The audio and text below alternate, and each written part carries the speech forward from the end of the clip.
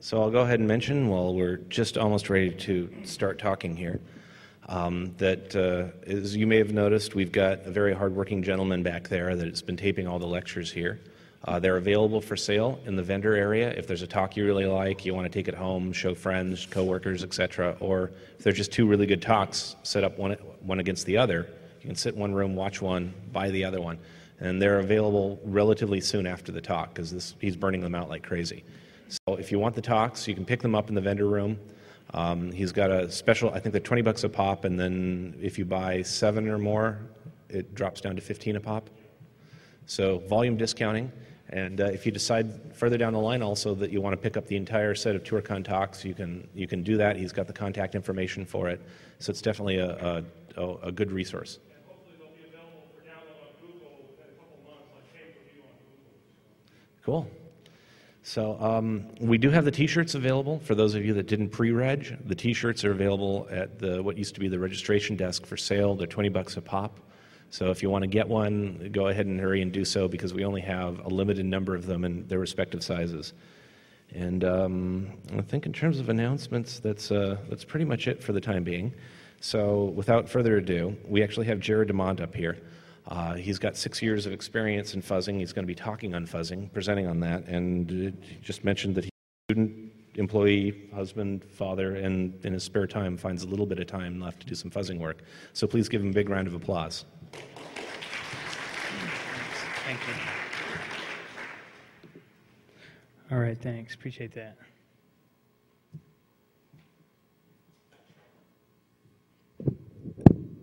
See if I can get the slides to come up.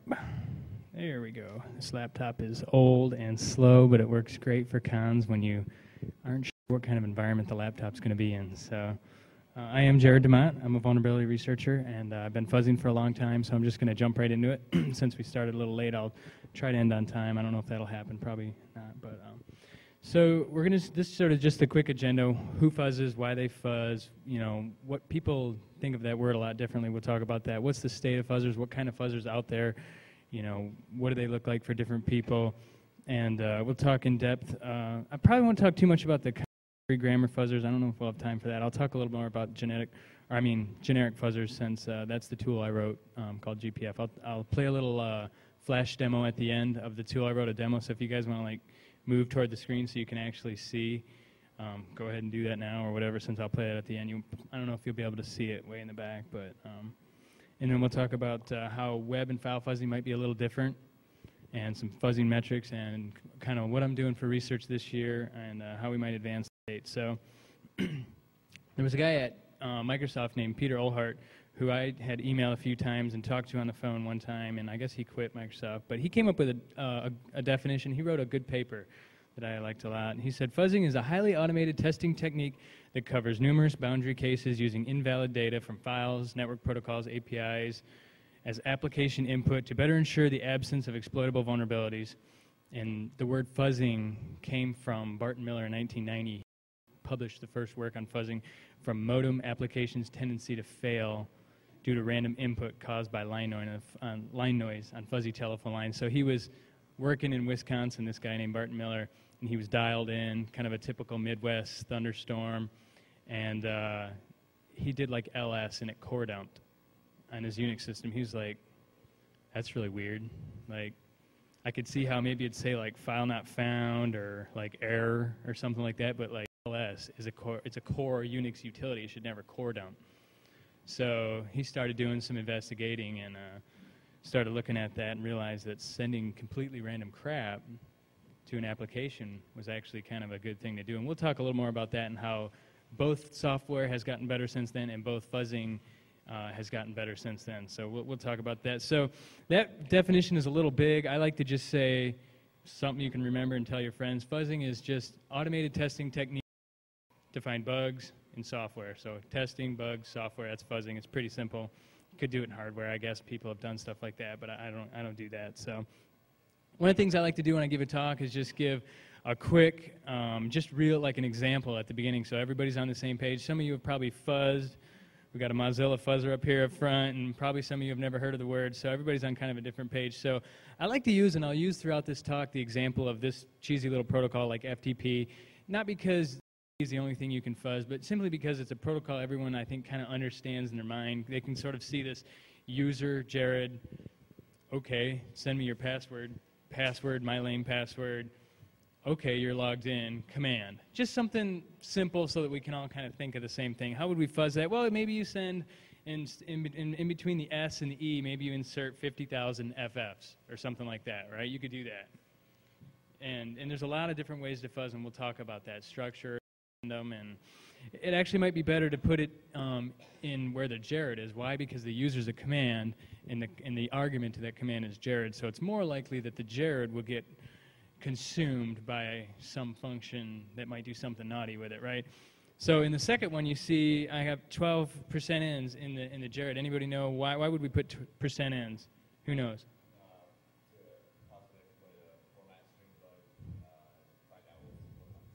Yeah, right. You might be looking for format bugs, right? That's a good, what we call attack heuristic. And heuristic, if I use some term that sounds cheesy and academic, is just what? Rule of thumb, right? It just means that it's either worked in the past, maybe it'll work in the future, so it's just a heuristic. Go ahead. Percent n is particularly weird. Most things you constantly print up, like percent s, means read this thing as a string, read this as an integer. Percent n means put some data in treat it as a pointer and write some data. That's right. I'd give you a prize, but I haven't got any. So, somebody have a prize for him?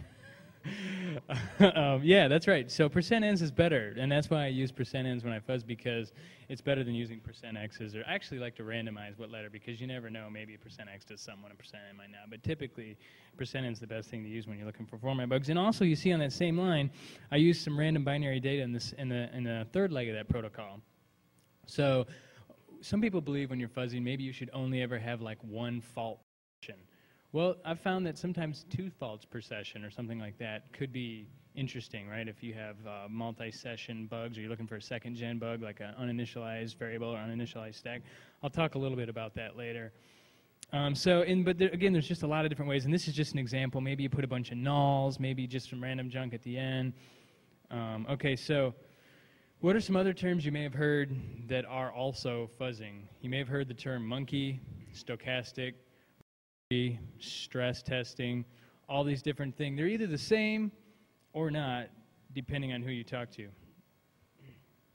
So I'm just going to use the word fuzzing. And in quality assurance, a lot of times they use a term called negative testing or robustness testing, right? And we'll talk a little bit about how the QA world's been different. So software testing, what is this whole thing again, right? Well, it's tough. For one thing, software testing is not. So it's hard to just like say this company put out crappy software. They may very well have, but it's very difficult. It's very expensive. It's very time consuming, and it doesn't give you any guarantees, right? There's no mathematical proof at the end that, well, we tested and didn't find any bugs. That's great, but there still could be some, right? So, but it's the only method we have to gain any confidence or assurance that our software does, in fact, do what we think it does. So you have to do it. Now, the 2 main types of testing out there are and static, right? You guys probably know some of this, but I'm kind of just hitting all the highlights of this whole little field real quick at the beginning, just so you can sort of see how fuzzing fits into this. Dynamic is like you actually took a program, you compiled it for Windows, you compiled it for SCO, Unix, whatever, and then you actually tested it on that box, because it could be different, right? Same code base, you know, maybe it doesn't have bugs in Linux, but maybe when you compile it for Windows, there's a race condition or something, right? So it's good to do dynamic testing. It's tough, because it's the same sort of problem. You're sending data, and you don't really know if the data is the right data, or if you send it at the right speed, or the right time, or with the right variables, or on the right hardware. Anybody tests something and it works fine, and then you test it on a dual-core box, dual processor box, and you realize you got race conditions up the wazoo. So there can be things like that that are really tough to find until you've tested a lot.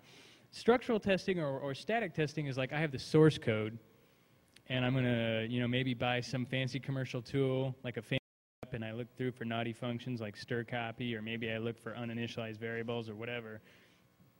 Also a good thing to do. So you want to do both, and typically I think consultants who do this kind of work, they're looking for bugs for a living for clients, or maybe they just do it on their own in open source software, or whatever they do, right? If they're a hacker or whatever.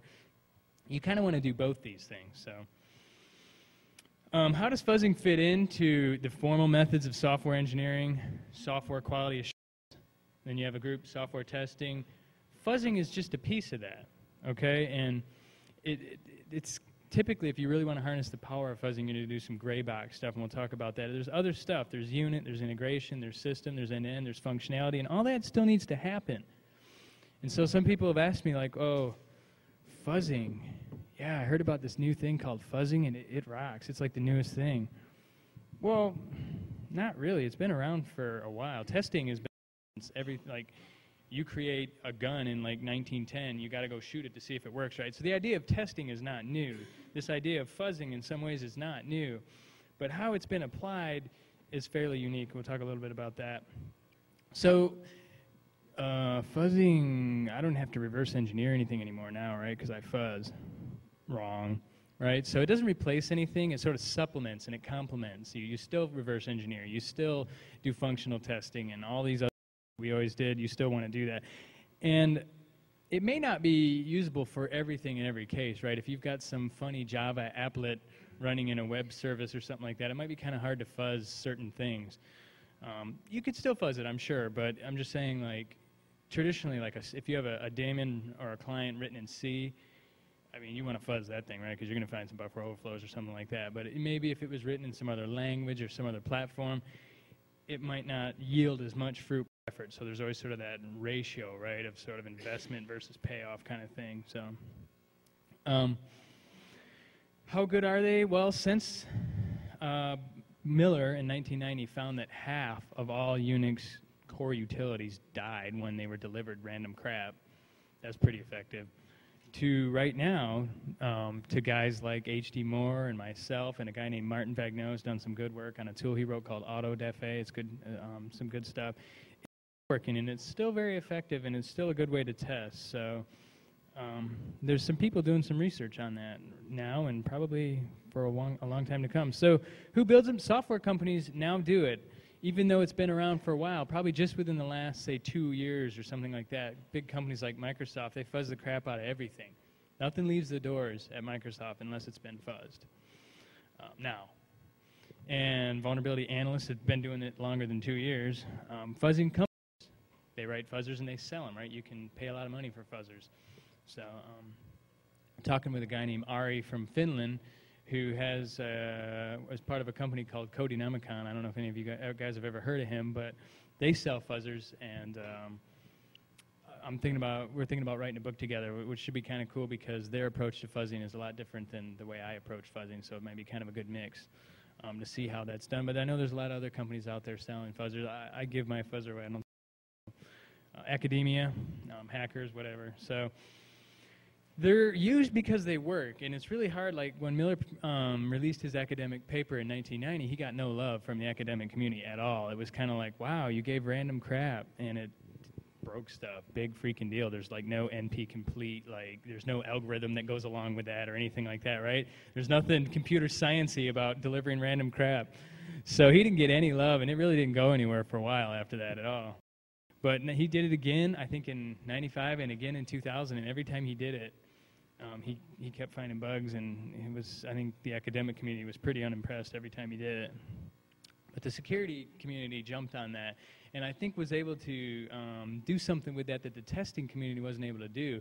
See, QA and testers, they've got, I'm not actually a professional tester, so I don't really know all the terms and processes and terminology, but they have a lot of special ways of categorizing bugs and lists